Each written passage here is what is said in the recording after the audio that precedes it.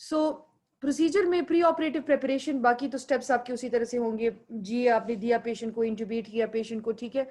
फिर उसके बाद आपने प्री ऑप प्रिपरेशन, ये सारी चीजें उसी तरह से होंगी। पोजीशन क्या होगी कि सुपाइन होगा patient with a sandbag under shoulders and head is turned and head end is raised by 30 degrees, ठीक है।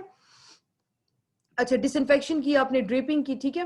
व्हाट आर द लैंडमार्क्स जो कि आपको पता होने चाहिए? लैंडमार्क्स आपके ये होंगे कि आपने mastoid tip, ear lobe, body of the mandible, chin midline, suprasternal notch, clavicle, trapezius insertion. These are your landmarks. अच्छा, जो मैं आपको भी प्रोसीजर बताने लगी हूँ, this is for radical neck dissection, ठीक है। रेडिकल नेक डाइसेक्शन आजकल नहीं होती बिकॉज रेडिकल नेक डाइसेक्शन की मॉर्बिडिटी बहुत ज्यादा है। लेकिन जब आप एक दफा रेडिकल नेक डाइसेक्शन का प्रोसीजर पढ़ लेंगे तो आपको सुप्राओमोहॉयड नेक डाइसेक्शन फिर बहुत इजीली समझ आ जाएगा।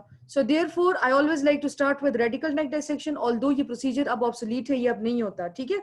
लेकिन जब R&D को आप समझ जाएंगे, बिकॉज उसमें पूरी नेक की एनाटमी आपको समझ आ जाएगी, तो फिर आप सुप्राओमोहॉयड को ज्यादा इजीली पिक कर सकते हैं।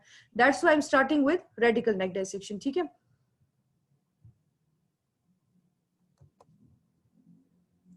अच्छा, किसी ने क्वेश्चन किया है कि how many ipsilateral lymph nodes needs to be positive for contralateral neck dissection. It's a very good question.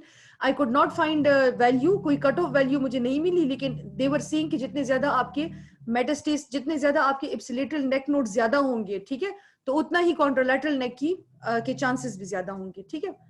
कोई मुझे कट ऑफ वैल्यू मुझे नहीं मिली कि कोई खास नंबर है कि जिससे ज्यादा हो तो आपके चांसेस ज्यादा होंगे, ठीक है। Now coming to incisions, Schobinger incision is one type of incision. Schobinger incision basically कैसा होता है? वो होता है इस तरह, ठीक है। अच्छा, आप लोगों में से कितने लोगों ने नेक डाइसेक्शन होते देखी है या असिस्ट की है? कभी की है कुछ लोगों ने आप में से? Schobinger जो आपका इंसिजन होता है तो वो basically it begins, okay that's good. So Schobinger incision, इसमें जो हॉरिजॉन्टल, इसके एक हॉरिजॉन्टल कंपोनेंट है और एक वर्टिकल कंपोनेंट है, ठीक है। सो जो हॉरिजॉन्टल कंपोनेंट होता है वो टिप ऑफ द मैस्टॉइड से स्टार्ट होता है and it runs anteriorly in the neck at the level of the hyoid bone and towards the chin in the mid line, ठीक है। इसके दो वो है ना, ठीक है, दो लिम्स हैं इसके। एक आपका होता है मैस्टॉइड टिप से शुरू हुआ और आगे रन किया, this is the horizontal limb, और ये चिन तक मिड लाइन में आएगा, ठीक है। The vertical limb is begun well posteriorly from the carotid artery to prevent exposition of the later in case of a wound breakdown. ये बहुत इंपॉर्टेंट पॉइंट है। कैरोटिड ब्लोआउट हम लोग कॉम्प्लिकेशंस में डिस्कस भी करेंगे। आप जब इसका इंसिजन शुरू करते हैं तो आपने इसको कैरोटिड को पैल्पेट करके उससे पीछे देना होता है, ठीक है।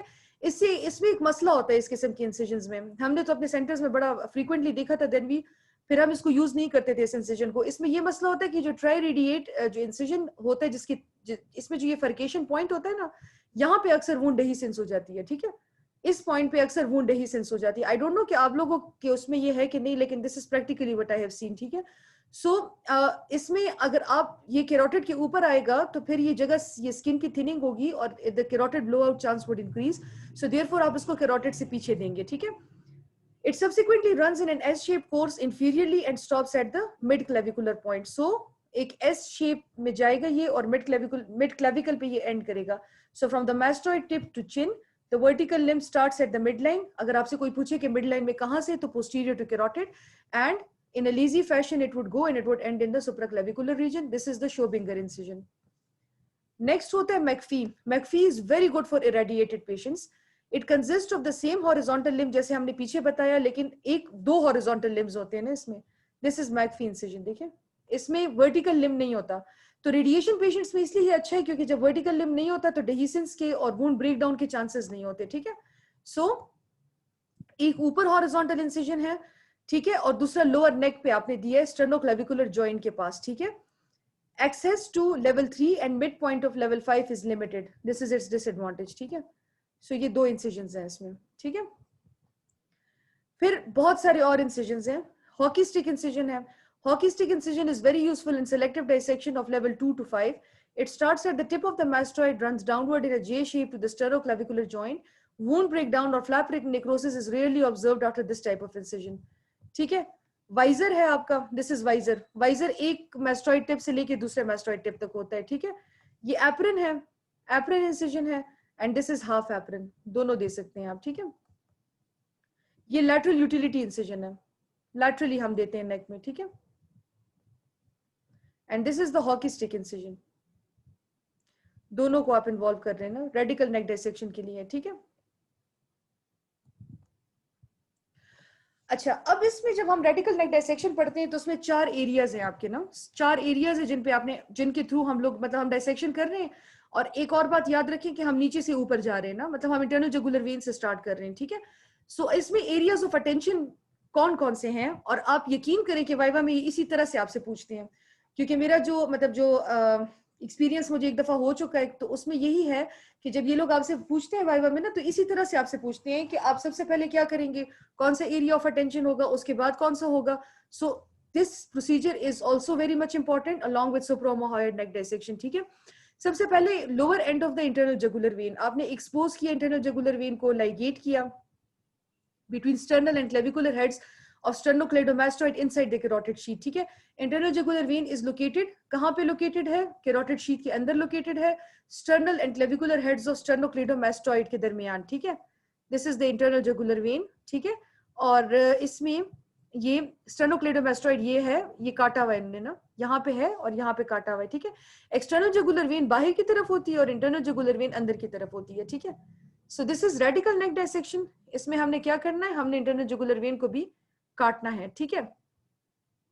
So internal jugular vein, so इसमें क्या होगा कि if there is bleeding during ligation you can give pressure with finger और क्लैम्प्स एंड लाइगेट, बट ये हम लोग आगे कॉम्प्लिकेशंस में भी इसको डिस्कस करेंगे डिटेल में, ठीक है। सो पेशेंट आपका Trendelenburg position, thoracic duct is on the left side. यहाँ पे और कौन सा इंपॉर्टेंट एरिया है, एक तो आपका इंटरनल जुगुलर वेन से तो आपने स्टार्ट कर लिया ना, इंटरनल जुगुलर वेन को आपने एक्सपोज किया, लाइगेट किया, ठीक है। फिर थोरेसिक डक्ट है आपकी लेफ्ट साइड पे, और थोरेसिक डक्ट की लोकेशन क्या है, ठीक है। Thoracic duct is actually located in the angle between internal jugular vein, subclavian and clavicle, ठीक है। थोरेसिक डक्ट क्या होगा अगर थोरेसिक डक्ट लगेगी तो व्हाट विल हैपन, काई लीक होगा, ठीक है। और इंट्रा ऑपरेटिवली अगर आपसे थोरेसिक डक्ट लग गई तो इट्स अ ह्यूज कॉम्प्लिकेशन, ठीक है। सो ये देखिए ये थोरेसिक डक्ट है, बिकॉज इन्फेक्शन का और उसके चांसेस बहुत ज्यादा हो जाते हैं। सो ये देखिए ये एक्सटर्नल जुगुलर वेन है, ये इंटरनल जुगुलर वेन है, ये आपका सबक्लेवियन वेन है, और नीचे क्लेविकल। तो ये 3 स्ट्रक्चर्स बहुत इंपॉर्टेंट है, इंटरनल जुगुलर वेन, ठीक है, इसके पास थोरेसिक डक्ट है, internal jugular vein, subclavian vein and clavicle. ये 3 स्ट्रक्चर्स आपके थोरेसिक डक्ट लोकेशन के लिए बहुत इंपॉर्टेंट है। So how would you locate thoracic duct, with कौन कौन से लैंडमार्क्स होंगे आपके, internal jugular vein, subclavian vein and clavicle. अच्छा, after ligation retract the carotid artery and vagus. ये कैरोटिड शीथ के अंदर 3 स्ट्रक्चर्स होते हैं ना, इंटरनल जुगुलर वेन है, कैरोटिड है और वेगस है।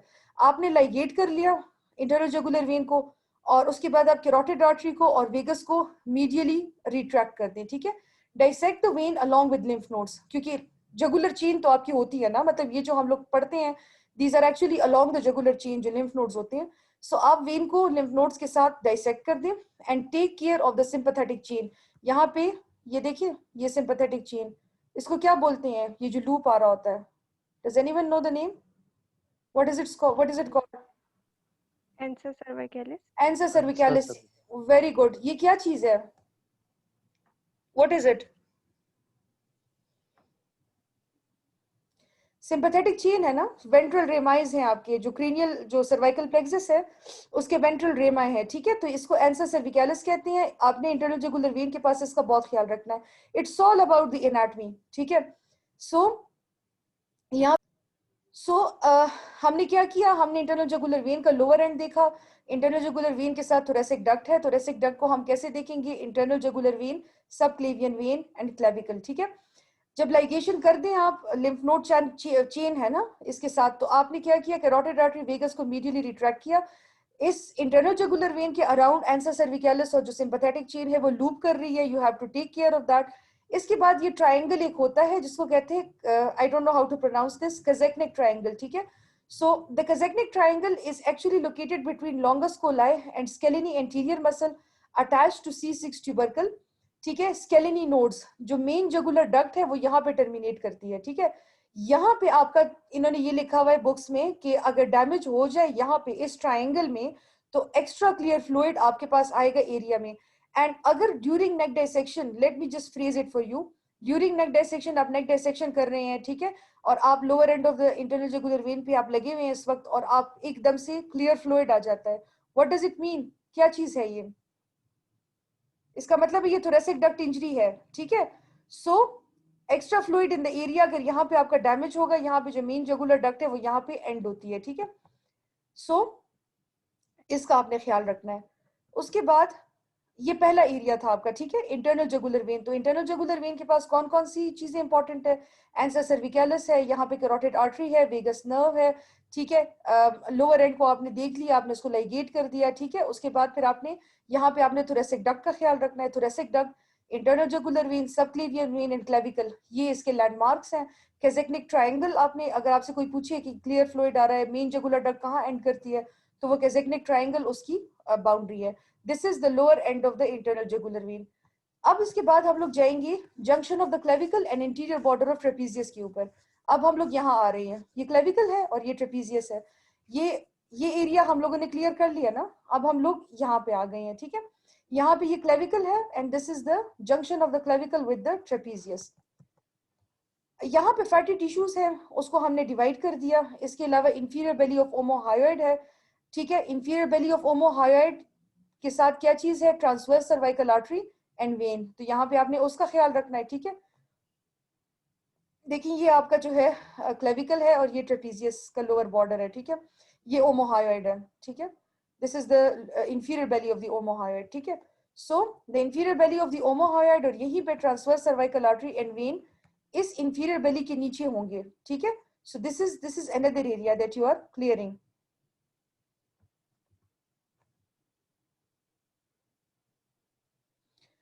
फ्रीनिक नर्व, अच्छा फ्रीनिक नर्व आपको root value, they ask you what is the root value, ठीक है। फ्रीनिक नर्व जो होती है उसकी रूट वैल्यू का ये मतलब है ये सारी आपकी सिंपैथेटिक नर्व्स हैं, ठीक है। सो इसमें जो ये मैंने जैसे आपको बताया ना, ब्रेकियल जो सर्वाइकल प्लेक्सस है वो आ रहा है, उसके वेंट्रल रेमाए है, ठीक है। इसमें जो फ्रीनिक नर्व है उसकी रूट वैल्यू C3 C5 है। C3 to 5, C3 C4 C5 से रेमाइज ज्वाइन होके फ्रीनिक नर्व बनाते हैं, ठीक है। और फ्रीनिक नर्व इज वेरी इंपॉर्टेंट, इसको आपने सेव करना है। क्या होगा अगर फ्रीनिक नर्व आपकी डैमेज हो जाएगी? क्या चीज होगी? डायफ्रामेटिक डायफ्राम को हाँ, और फ्रीनिक नर्व डैमेज अगर हो जाए तो आपने उसको ट्रीट कैसे करना है, ठीक है।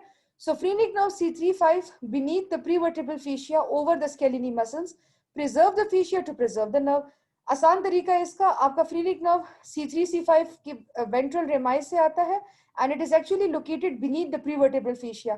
तो मतलब ये है ना, ये फेशिया के नीचे पड़ा हुआ है, ठीक है। स्केलिनी मसल्स है हमारे पास, और स्केलिनी मसल्स जो है उसके ऊपर फेशिया है, तो ये फेशिया से नीचे है। अगर आप फेशिया को नहीं छेड़ेंगे तो आप C3 to C5 के फ्रीनिक नर्व को भी डैमेज नहीं करेंगे। So your fascia is actually your क्या कहते हैं उसको, आपकी सर्जरी में आपके लिए हेल्प कर रहे हैं, बिकॉज ये आपको डैमेज टू स्ट्रक्चर्स से सेव कर रहे हैं, ठीक है। Phrenic nerve over anterior scaleni and the brachial plexus is between medial and anterior scaleni scalenus muscle, ठीक है। So phrenic nerve over anterior scalenus muscle and the brachial plexus between medial and anterior scalenus. यहाँ हम लोग अभी इस वक्त लगे हुए थे, और जैसे हमने इंटरनल जुगुलर वेन के पास बात की सिंपैथेटिक चेन की, तो यहाँ पे इसी तरह से जो ओमोहायोइड की इंफीरियर बेली है, यहाँ पे आपको फ्रीनिक नर्व डैमेज के चांसेस होते हैं, which is a ventral rami of C3 to C5। And how would you save phrenic nerve? Because it is located beneath the prevertebral fascia, so you do not have to damage the prevertebral fascia, ठीक है। and it is located over the anterior scalenus muscle, while the brachial plexus is located between anterior and medial scalenus muscle, ठीक है। ये देखिए ये है phrenic nerve, यहाँ ये आ रही है, ठीक है। This is the phrenic nerve.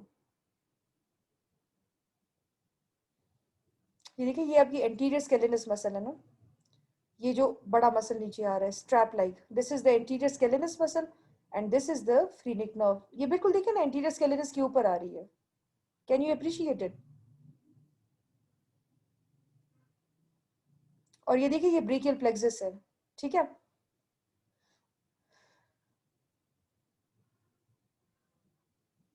So brachial plexus anterior स्केलेनस muscle.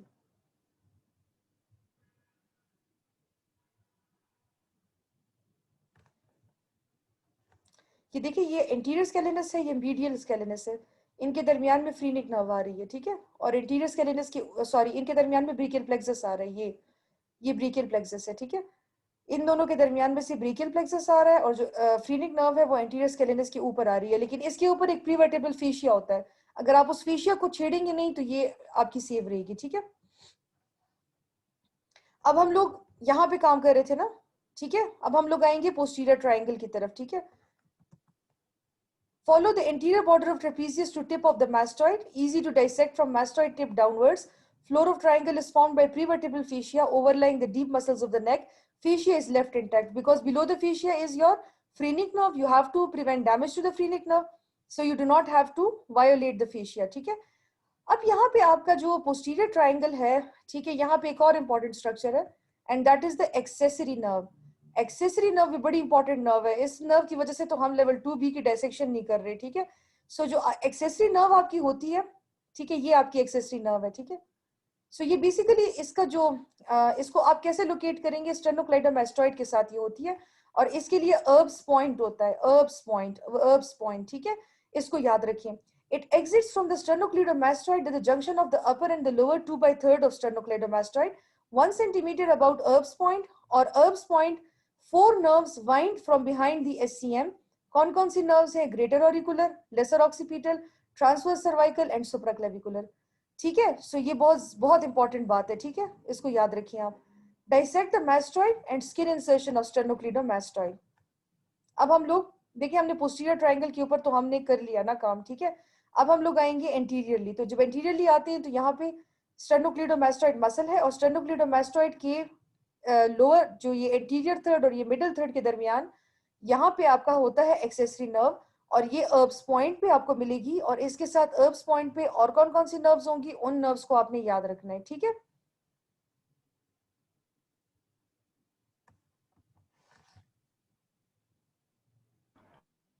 Ma'am nerves के नाम रिपीट कर दें जो ये देखिए, 1 centimeter above the Erb's point is 4 nerves which wind from behind the SCM, greater auricular, lesser occipital, transverse cervical and supraclavicular. ये 4 nerves हैं, ठीक है।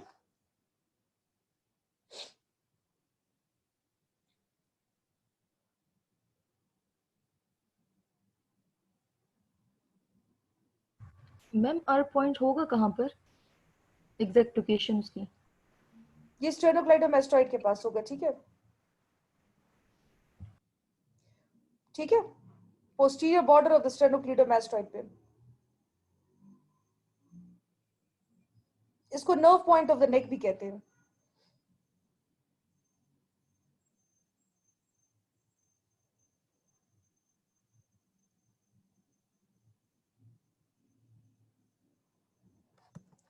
ठीक है, यही पॉइंट है ना, जो इंटीरियर थर्ड और मिडिल थर्ड के दरमियान जहां से एक्सेसरी नर्व निकलती है, that is basically your Erb's point. लेकिन Erb's point is known for 4 nerves, ठीक है। इसको हम लोग एक्सेसरी नर्व के साथ इसलिए कोरिलेट करते हैं क्योंकि अर्ब्स पॉइंट से ही पे 1 सेंटीमीटर उसके आसपास एक्सेसरी नर्व भी निकलती है, लेकिन basically the Erb's point is for 4 nerves, ठीक है। 4 branches of the cervical plexus, greater auricular, lesser occipital, transverse cervical, supraclavicular. So you must know about the Erb's point, and then Erb's point से 1 centimetre जो है आपका accessory nerve है, ठीक है। अच्छा, अब हम लोग आएंगे सो अब लेट मी जस्ट अगेन थोड़ा सा हम रिवाइज कर लेते हैं इसको। क्या किया हम लोगों ने? सबसे पहले हम lower end of the internal jugular when पे गए। Lower end of the internal jugular when पे आपका सबक्लेवियन है, ठीक है, इंटरनल जुगुलर वेन है, थोरेसिक डक्ट है, क्लेविकल है, ठीक है। यहाँ पे हमारे पास जो है ये सर्वाइकल प्लेक्सस है, ठीक है। इसका आपने ख्याल रखना है, सिंपैथेटिक चेन का, ठीक है। इसके बाद इसका ख्याल रखना है, काइलीक का ख्याल रखना है, जो कि जगुलर मेन ट्रंक है और थोरेसिक डक्ट है, इनका आपने ख्याल रखना है, ठीक है। उसके बाद हम आते हैं junction of the clavicle and the trapezius. यहाँ पे ओमोहायोइड की बेली है, ठीक है, और यहाँ पे हमारे पास फ्रीनिक नर्व है, ठीक है। फ्रीनिक नर्व आपकी यहाँ पे है, इसका आपने ध्यान रखना है, ठीक है। And how would you prevent the phrenic nerve? It is over the anterior scaleni muscle. You have to save the prevertebral fascia in order to save the nerve, ठीक है। उसके बाद हम लोग पोस्टीरियर ट्रायंगल की डायसेक्शन करते हैं। Posterior triangle पे आपके पास जब आप ये देखें, पोस्टीरियर ट्रायंगल ने ट्रेपीजियस मसल का इंटीरियर बॉर्डर आपने फॉलो किया, मैस्टॉइड टिप तक आप गए ना, अब आप इस ट्राइंगल को देख रहे हैं, ये पूरा पोस्टीरियर ट्राइंगल है, तो यहाँ पे आपका होता है spinal accessory nerve. The spinal accessory nerve is 1 centimeter from the Erb's point. Erb's point is the point where the 4 important nerves of the cervical plexus come. ठीक है, तो उन 4 nerves के नाम भी आपको पता होने चाहिए. ठीक है, यस, जंक्शन ऑफ, बिल्कुल ठीक डॉक्टर नमीद. उसके बाद हम लोग जाएंगे आगे, तो आगे जाएंगे upper end of the internal jugular vein. ठीक है, अब पोस्टीरियर बेली ऑफ डाइगेस्ट्री की तरफ हम आ रहे हैं ना, अब हम लोग यहाँ आ गए हैं. ठीक है, ये जगह हमने सारी क्लियर कर दी ना, अब हम लोग इस तरफ आ गए हैं. ठीक है, so posterior belly of the digastric clear हो गई. देखिए हमने यहाँ से शुरू किया था ना, इंटरनल जुगुलर वेन के लोअर बॉर्डर से. ठीक है, यहाँ से हमने काम किया, फिर हम लोग यहाँ पे आए, अब हम लोग यहाँ पे आ गए हैं. ठीक है, retracted superiorly exposing the internal jugular vein and spinal accessory nerve, vagus and hypoglossal nerves. ठीक है, यहाँ पे आपने क्या करना है कि verify position of the vagus with internal carotid artery, hypoglossal across the carotid bifurcation. ठीक है, यहाँ पे जब आप काम करेंगे तो क्योंकि carotid artery के पास क्या चीज होती है, साइनस होता है, वो जो बीपी में चेंजेस डिटेक्ट करता है ना, तो जब आप यहाँ पे करते हैं तो यहाँ पे bradycardia and sinus changes patient को होंगी. ठीक है, जब एक दफा हम लोग इसको भी क्लियर कर लेंगे तो अब हम लोग आएंगे, इस एरिया को हमने क्लियर कर दिया ना, अब हम लोग सब मैंडिबुलर ट्रायंगल की तरफ आएंगे. सब मैंडिबुलर ट्रायंगल में आपने कंटेंट्स को हटा दिया. Gland removal is again controversial, लेकिन आप उसको हटा सकते हैं, प्रिजर्व भी कर सकते हैं, उसके अपने आर्ग्यूमेंट्स है. ठीक है, अच्छा, so this is all about the radical neck dissection. ठीक है, internal jugular vein, trapezius, posterior triangle. ठीक है, then the upper end of the internal jugular vein and then submandibular triangle and then submental triangle. So ये आपका पूरा procedure है radical neck dissection का. इसमें एक और चीज होती है जिसको कहते हैं साल्वेज सर्जरी. साल्वेज सर्जरी हम लोग टर्म यूज करते हैं कि जब सर्जिकल थेरेपी जब आप करें after failure of initial surgery, radiotherapy and chemo radiotherapy, सारे ऑप्शंस आपने पेशेंट को पहले दे दिए हैं, सब कुछ फेल हो गया है. ठीक है, तो अब आप साल्वेज सर्जरी कर रहे हैं. If recurrence at the primary side, the neck is level is ठीक है, if recurrence is at the primary side, the neck status is N naught. neck can be entered but levels are debatable कि आप कितने levels को करेंगे. ठीक है, regional recurrence with or without recurrence at primary side after initial therapy. Problem क्या होगी आपकी अगर आप recurrent neck में ट्रीटमेंट कर रहे हैं, ठीक है, salvage सर्जरी कर रहे हैं, उसमें फाइब्रोसिस इज वेरी इंपॉर्टेंट क्योंकि फाइब्रोसिस की वजह से क्लिनिकल एग्जामिनेशन भी पॉसिबल नहीं होती. एंड MRI और CT scan is preferred to assess operability. ठीक है, it is mandatory to be well informed about the relationship between recurrence and non-resectable structures of the neck, the common and internal carotid artery, vertebrae, base of skull, and to some extent the deep muscle and the brachial plexus. देखिए बात ये है ना कि आपने recurrence अगर आपकी हुई है ना, तो अक्सर क्या होता है कि रिकरेंस में कैरोटिड आर्टरीज और ये सारी चीजें भी इनकेस्ड होती हैं. आपको ये बात पता होनी चाहिए कि नेक में नॉन रिसेक्टेबल स्ट्रक्चर्स कौन कौन से हैं जिनको आपने नहीं छेड़ना. उनमें common and internal carotid arteries, vertebrae, base of skull, deep muscles, brachial plexus, ये सारे आते हैं. When still in doubt, the surgeon may elect to perform an explorative approach of the neck. During this procedure, the surgeon should reach a decision regarding whether to continue or to abandon the resection of the recurrent neck disease. ठीक है, elect exploration आप करें, और exploration में अगर आपको लगे कि सारा जो पैथोलॉजी है उसने critical structures को इनकेस किया हुआ है, तो then just abandon your procedure. और अगर आपको लगता है कि आप safely सर्जरी कर सकते हैं तो then go for it. ठीक है, so this is the actually the argument for and against the recurrent neck. अगर recurrent neck है, ठीक है, या फिर फाइब्रोसिस इतनी ज्यादा हो गई है तो उसमें तो उसमें आप क्या करेंगे. ठीक है,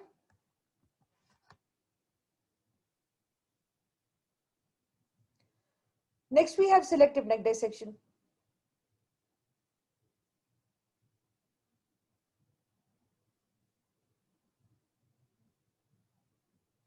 From which level spinal accessory nerve, internal jugular vein and SCM will be transected in R&D. जैसे जैसे आप जिन जिन एरियाज की तरफ जाएंगे तो उन एरियाज में जैसे इंटरनल जुगुलर वेन को आपने लाइगेट किया, कट किया, स्टेनोक्लेडोमास्टॉइड को किया, ठीक है, तो वो जिस लेवल पे आप काम कर रहे हैं उसी लेवल में आपने उसको हटाते जाना है. ठीक है, point 2 of salvage surgery. Okay,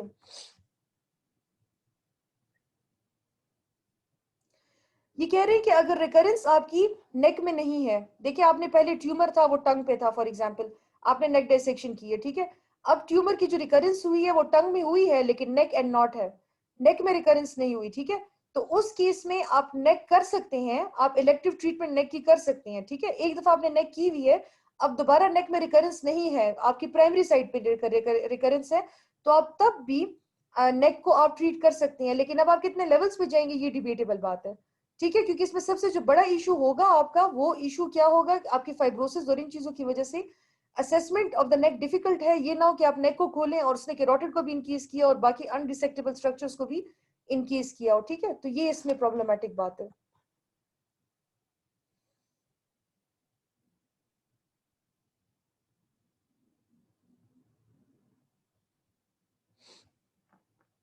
okay, let me answer you after this. Supine position में होगा, वही वाली बात है सारी, तकरीबन पोजीशनिंग और बाकी सारी चीजें तो सेम है, ठीक है। Using monopolar electrocautery or a scalpel blade, a curvilinear incision is made in a natural skin crease from the mastoid process to the midline at the level of the cricoid cartilage, ठीक है। Incisions भी आपके almost वही है, लेकिन चूंकि ये एक साइड नेक की आप करेंगे तो यूनिलैटरल जितने भी इंसिजन है वो सारे आप दे सकते हैं, ठीक है। सबसे पहले आपने स्किन को इंसाइज किया, सबक्यूटेनियस टिश्यू को इंसाइज किया और आप प्लेटिज्मा तक पहुंच गए, ठीक है। प्लेटिज्मा को आपने इंसाइज किया और सब प्लेटिज्मल फ्लैप्स आपने रेस कर लिए, ठीक है, superiorly to the inferior of the mandible and inferiorly to just above the clavicle, ठीक है।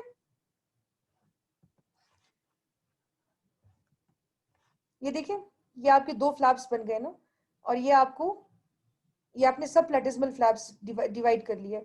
प्लेटिज्मा के ऊपर फेशिया नहीं होता, प्लेटिज्मा के नीचे फेशिया होता है। तो जब आपको फेशिया नजर आ जाए, इसका मतलब है आप सब प्लेटिज्मल हैं, ठीक है। The neck dissection may proceed in an anterior to posterior direction starting in the level 1A. अब हम लोग ऊपर से नीचे आ रहे हैं ना, लेवल 1 को करेंगे, 2 को करेंगे, 3 को करेंगे। सो हमने सबसे पहले लेवल 1A पे हम लोग आ गए, ठीक है। अब लेवल 1A आपको बाउंड्रीज पता है, it is between the two anterior bellies of digastric. यहां से हमने फाइब्रोफैटी टिश्यूज को एलिवेट किया of the anterior bellies of the digastric muscle bilaterally, the mandibular symphysis superiorly and the mylohyoid muscle on the deep aspect. Boundary सारी आपको पता है ना। हम लोग सबसे पहले 1E की तरफ आए ना, सब जो आपका मेंटल ट्रायंगल है हम लोग उसकी तरफ सबसे पहले आए, ठीक है।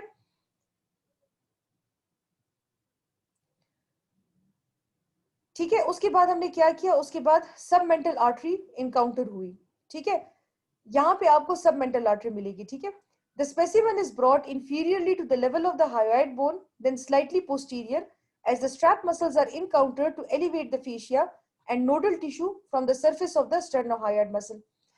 देखिए, हम लोग लेवल 1A पे काम कर रहे हैं, ठीक है। एंटीरियर, दो एंटीरियर बेलीज हैं आपकी, नीचे मैंडिबुलर सिम्फिसिस है, माइलोहायोइड मसल डीपर एस्पेक्ट पे है, सब मेंटल आर्टरी इनकाउंटर की आपने। स्पेसिमन अब आप 1A को आपने क्लियर कर दिया है, ठीक है। अब नीचे आपका क्या है, हायोइड बोन है ना, जहाँ पे इंटरमीडिएट टेंडन है।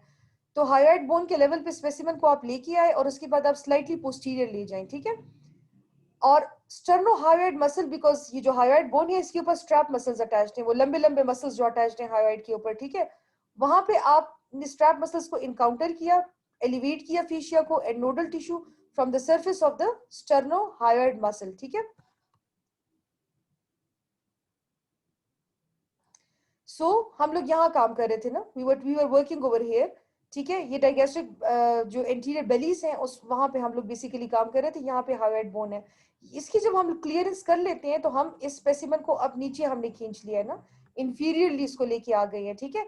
यहाँ पे आपका स्टर्नोहायोइड मसल्स है, यहाँ पे आपको फेशिया एनकाउंटर होगा, वो फेशिया आपने इंसाइज कर लिया, ठीक है। The specimen is then freed sharply from the underlying musculature using monopolar electrocautery and carried posteriorly, crossing the digastric tendon until the posterior edge of the mylohyoid muscle is encountered in level 1B. यहाँ से हमने specimen को खींचा, नीचे हम लोग लेके आए, नीचे हायोइड बोन और स्टर्नोहायोइड के लेवल पे लेके आए, यहाँ से हम इसको पीछे अब ले गए हैं, ठीक है। यहाँ पे हम लोग we were working over here, यहाँ से हम हायोइड बोन और स्टर्नोहायोइड के लेवल तक लेके आए, यहाँ से हम लोग पोस्टीरियरली चले गए, ठीक है। और पोस्टीरियरली जब हम लोग गए तो वहां पे हम लोग we cross the digastric tendon and we basically entered 1B which is the submandibular triangle. So submental triangle, hyoid bone, lower level and then we went to submandibular triangle, ठीक है। अच्छा, उसके बाद हमने क्या किया कि inferior border of the mandible को क्लीन किया, taking care to control vessels in this area with ligages. Attention is then directed to submandibular gland. अब submandibular gland, submandibular triangle आप बेसिकली क्लियर कर रहे हैं ना, तो वहीं पे submandibular gland है। यहाँ पे आपने you have to take care of the marginal mandibular nerve, ठीक है, which may be visualized coursing through the fascia. Facial artery vein यहाँ पे आपको मिलेगी, you dissected, ligated, divided, mylohyoid muscle is retracted superomedially. यहाँ पे माइलोहायड मसल के यहाँ पे सबमैंडिबुलर डक्ट भी है ना, ग्लैंड के साथ डक्ट भी लोकेटेड है। डक्ट को जब आप ग्लैंड रिमूव कर रहे हैं तो आप डक्ट को भी लाइगेट कर दें और डिवाइड कर दें, ठीक है। Level 1B dissection is completed by retracting the specimen posterior inferiorly and cleaning the posterior belly of digastric and stylohyoid muscles inferiorly and the mandible posteriorly, ठीक है। हम लोग लेवल 1B को हम लोगों ने क्लियर कर दिया, ठीक है, स्टाइलोहायोइड मसल और posterior belly of the digastric, ठीक है। अब हम लोग 1B को हमने क्लियर कर दिया।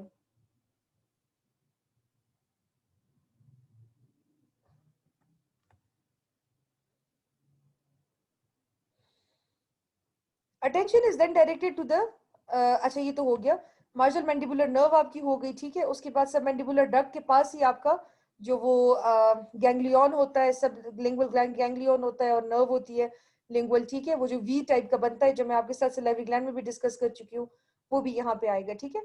Care must be taken to avoid dissection on the deep aspect of the muscles which exposes the hypoglossal nerve and the great vessels to injury. अब हम लोग पीछे जा रहे हैं ना, तो हम लोग अब आएंगे tail of the parotid gland को एनकाउंटर करेंगे, वहां पे रेट्रोमैंडिबुलर वेन मिलेगी जिसको लाइगेट और डिवाइड करेंगे। ये देखिए आप, these are the lymph nodes, ठीक है। ये अपने सबमैंडिबुलर को जब हम लोग कर लेते हैं, ये सबमैंडिबुलर ग्लैंड है, यहाँ से जब हम पीछे जाते हैं तो ये पैरोटिड ग्लैंड है, ठीक है। पैरोटिड ग्लैंड की टेल के पास हम लोग आते हैं, यहाँ पे ये कहते हैं कि टेल को आपने ज्यादा वो नहीं करना बिकॉज एडिमा यहाँ पे काफी सिग्निफिकेंट एडिमा हो सकता है। यहीं पे आपको रेट्रोमैंडिबुलर वेन मिलती है जिसको हमने लाइगेट कर दिया, डिवाइड कर दिया, ठीक है। सो लेवल 1 ए हमने किया, ठीक है। हम हायोइड बोन और जो हमारे पास स्ट्रैप मसल्स हैं स्टर्नोहायोइड, हम वहां तक आ गए, ठीक है। उसको हम लोगों ने स्पेसिमन इंफीरियरली लेके आए, फिर स्पेसिमन पोस्टीरियरली लेके गए।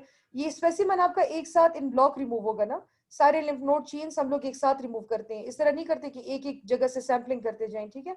सो यहाँ से हम लोगों ने ये चेन को, अब पूरे का पूरा स्पेसिमन है आपका ना, आप उसको रिमूव कर रहे हैं। पोस्टीरियरली हम लोग लेके गए, पोस्टीरियरली लेके गए, यहाँ पे सब मैंडिबुलर ग्लैंड है, यहाँ पे जितने लिम्फ नोड्स इन्वॉल्व थे हमने उनको हटाया, ठीक है। यहाँ पे ये देखें, ये आपकी वो वी है लिंगुअल नर्व का और सब मैंडिबुलर डक्ट का, ठीक है। फिर पीछे हम लोग गए टेल ऑफ द पैरोटिड के पास, ठीक है, और टेल ऑफ द पैरोटिड के पास आपको रेट्रोमैंडिबुलर वेन मिलेगी। अब हम लोग आएंगे मिडलाइन की तरफ, where the dissection proceeds from along a broad front from level 1A superiorly to inferior belly of the omohyoid muscle inferiorly, यहाँ तक आप जाएंगे, मतलब हायोइड बोन से लेके नीचे तक ओमोहायोइड की इंफीरियर बेली, तो याद है ना आपको जो हम लोग रेडिकल नेक डिसेक्शन में पढ़ रहे थे, तो इतना लेवल है आपका, यहाँ तक आप बेसिकली इसको करेंगे। यहाँ पे आपकी सुपीरियर लेरेंजियल और सुपीरियर थायराइड आर्टरीज हैं, कॉमन फेशियल वेन है, ठीक है, इनको आपने प्रिजर्व करना है। कैरोटिड आर्टरी है जिसका आपने ख्याल रखना है। Internal jugular vein is identified at this point and it may be cleaned. Attention is directed to the medial edge of sternocleidomastoid, जहां पे external jugular vein है, उसको आपने ligate किया, divide किया, ठीक है। So ये आपका midline में जब आप काम करते हैं तो midline में आपका inferior belly of the omohyoid तक आपका आप सारा उसको clean कर रहे हैं, ठीक है। देखिए ये सारे आपके लिम्फ नोड चैनल्स जो कि इंटरनल जुगुलर वेन के पास है, ये सारे आप क्लीन कर रहे हैं। सो this is how you work in the mid line, ठीक है, बीच में जब आप काम कर रहे हैं। यहाँ हमने क्लीनिंग की सारी, यहाँ तक आए हम लोग, पैरोटिड ग्लैंड को किया हमने, ठीक है। उसके बाद हायोइड बोन से लेके inferior belly of the omohyoid तक यहाँ पे हमने सारी क्लियरेंस अचीव की। Upper 1/3 and lower 2/3 of the muscle, we are talking about the sternocleidomastoid, जहाँ पे spinal accessory nerve है, वही Erb's point की बात है, वो हम लोग ने किया, ठीक है। Level 2B is then cleaned of the nodal contents, but level 2B is controversial. अगर 2A आपका इन्वॉल्व नहीं है, मतलब आपने यहाँ पे देखा कि 2A इन्वॉल्व नहीं है, तो आपको 2B में जाने की जरूरत नहीं है, ठीक है। Care must be taken to identify and protect the internal jugular vein and spinal accessory nerve medially. With the omohyoid muscle retracted inferiorly, the inferior edge of the specimen is defined, taking care to avoid injury to transverse cervical artery and the thoracic duct lying inferiorly in level 4. जैसे मैं आपको बता रही थी कि आप level 4 को भी देख सकते हैं, ठीक है। Then specimen सारे का सर आपने deliver कर दिया and you go for closure. So this was about the selective neck dissection. अब selective neck dissection हमने level 1 से start की, level 1 को किया, किस जगह पे आपने किस चीज का ख्याल रखना है ये आपको पता होना चाहिए। फिर 1B पे हम लोग आए, ठीक है। 1A का जो इंफीरियर लिमिट है वो स्टर्नो हायोइड मसल है। 1B पे हम लोग आए, 1B पे आपका जो है तो एंटीरियर पोस्टीरियर बेलीज ऑफ डाइगेस्ट्रिक है। यहाँ पे आपका स्टाइलोहायोइड मसल है, इसको हमने क्लियर किया। पेरोटिड के पास, पेरोटिड टेल के पास हम लोग गए, ठीक है। यहाँ पे रिट्रोमैंडिबुलर वेन आपको मिली, ठीक है, उसको आपने लाइगेट किया। फिर उसके बाद हम लोग फ्रंट की तरफ आ गए। फ्रंट की तरफ आपने हायोइड बोन से लेके inferior belly of the omohyoid तक आप जाएंगे, and then you come to internal jugular vein, यहीं पे स्टर्नोक्लीडोमास्टॉइड है। एंड अपर 1/3 एंड जो लोअर 1/3 अपर 2/3 के जंक्शन पे पॉइंट पे आपको स्पाइनल एक्सेसरी नर्व मिलेगी। You have to preserve the spinal accessory nerve, you have to preserve the carotid nerve, you have to take care of the vagus nerve, ठीक है। लेकिन external jugular vein and internal jugular vein को आपने divide किया, उसके साथ lymph nodes के सारे चैनल्स को आपने क्लियर किया, ठीक है। सो ये आपका सारा प्रोसीजर है। एंड देन लेवल 4B, ठीक है, लेवल 4B के पास आपकी इंपॉर्टेंट स्ट्रक्चर्स कौन कौन से हैं? Transverse cervical artery, thoracic duct. Thoracic duct के ऑलरेडी लैंडमार्क्स कौन कौन से हैं? इंटरनल जुगुलर वेन है, क्लेविकल है। So that's why I was telling you कि आप रेडिकल नेक डाइसेक्शन में जब एक दफा एरियाज को आइडेंटिफाई कर लेते हैं, सुप्राओमोहॉयड बिकम्स इजी बिकॉज आपको एनाटॉमी अच्छी आ जाती है। I am just ending this meeting and इंशाल्लाह you can rejoin the link.